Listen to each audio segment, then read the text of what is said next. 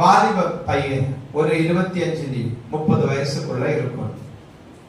வாலிப பையன் கொஞ்சம் பிள்ளைகளுக்கான விளையாட்டு பொருட்களை வைத்து ரோட்டோரத்தில் வைத்து விற்று கொண்டிருந்தான். அப்ப நான் சிஎஸ்ஐ டயோசிஸுக்கு ஒரு புக் வாங்குறதுக்காக போயிட்டு வெளியே வரும்போது அந்த டயோசிஸ் பக்கத்துல இந்த பையன் என்ன செய்யறான்னா விளையாட்டு ஜாமான்களை வைத்து விற்று கொண்டிருக்கிறான்.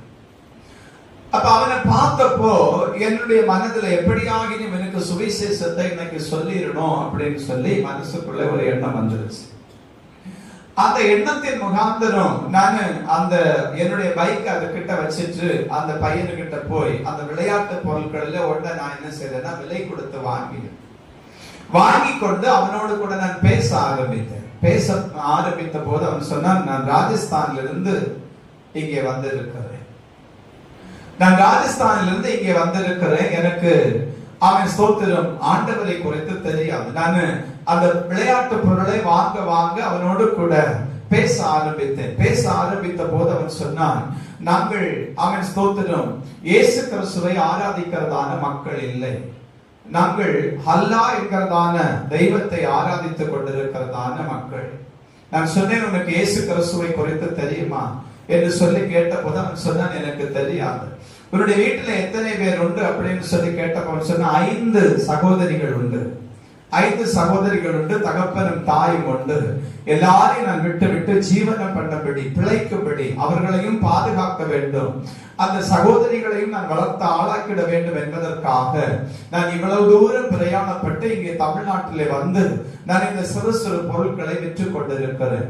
இதிலே கிடைக்கிறதான நன்மைகளை வைத்துத்தான் என்னுடைய குடும்பம் போஷிக்கப்படுகிறது என்று சொன்னேன்.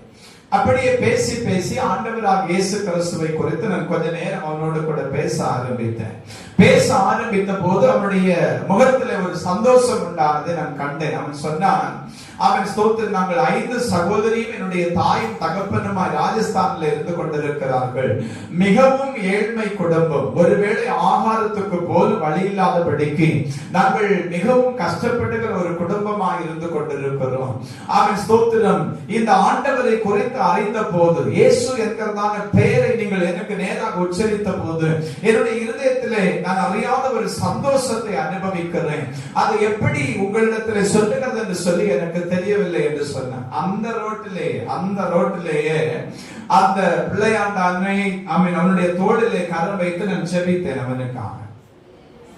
அவனுக்காக ஜெபித்து விட்டு இவனை இப்படியே விட்டால் சரியாகாது அப்படின்னு சொல்லி ஓடோடி சிஎஸ்ஐ டயோசிஸுக்கு கடந்து போய் எஸ்தரின் புஸ்தகத்தை வாங்கினேன். லகுவாக வாசிக்கும்படி ஒரு எஸ்தரின் புஸ்தகத்தை, யோசுவாவினுடைய ஒரு புத்தகத்தினுடைய ஒரு தொகுப்பையும் வாங்கி நான் அவனிடத்திலே கொடுத்து விட்டு சொன்னேன், முஸ்தபா, ஆண்டவராக இயேசு கிறிஸ்துவினுடைய வருகையிலே நான் நிச்சயமாக தேவனுடைய ராஜ்யத்திலே கடந்து வருவேன், நான் உன்னை பரலோகத்திலே பார்க்க வேண்டும் என்று சொன்னேன். அவன் சொன்னான், நிச்சயமாய் நான் பரலோகத்துக்கு வருவேன், என் ஆண்டவராக இயேசு கிறிஸ்துவை நான் ஏற்றுக்கொள்வேன். நான் அவனிடத்திலே சொன்னேன், அவன் ஸ்தோத்திரம் இந்த பொருட்களை நீ விற்றுக்கொண்டிரு, அதற்கு நான் தடை பண்ணவில்லை. ஆனால் மற்ற நேரங்களில், ஜனக்கூட்டம் இல்லாத நேரத்தில், ஜனங்கள் வராத நேரத்தில் நான் தந்திருக்கிறதான இந்த வேதத்தின் பிரதிகளை நீ ஒன்று வாசித்துப்பார், ஆண்டவர் நோடு கூட நிச்சயமாய் பேசுவார். ஒருவேளை நான் மறுபடியும் உன்னை பார்க்காமல் போகலாம், ஆனால் தேவன் உன்னை பார்க்கிறார் என்று சொல்லி அவனுக்கு சொன்ன போது அவனுடைய கண்கள் நிறைந்து கண்ணீர் வடிந்தது. அல்லேலூயா. அவனுடைய கண்கள் நிறைந்த கண்ணீர் வடிந்தது. அவனுக்கு சுவிசேஷம் சொல்லி அவனுக்காக ஜெபித்து விட்டு நான் கடைசியாக சொன்ன வார்த்தை, நீ ராஜஸ்தானுக்கு போகும்போது மறுபடியும் தேவன் உன்னை அந்த பட்டணத்திலே ஆசீர்வதிப்பார். அங்கே இருக்கிற யாதாகின ஒரு சபையிலே போய், ஒரு ஜெப வீட்டிலே போய் நீ தேவனை மகிமைப்படுத்தி ஆராதித்துக் கொண்டிரு, வருகையில் நம் தேவராஜ்யத்திலே சந்திப்போம் என்று சொல்லு. அல்லேலூயா.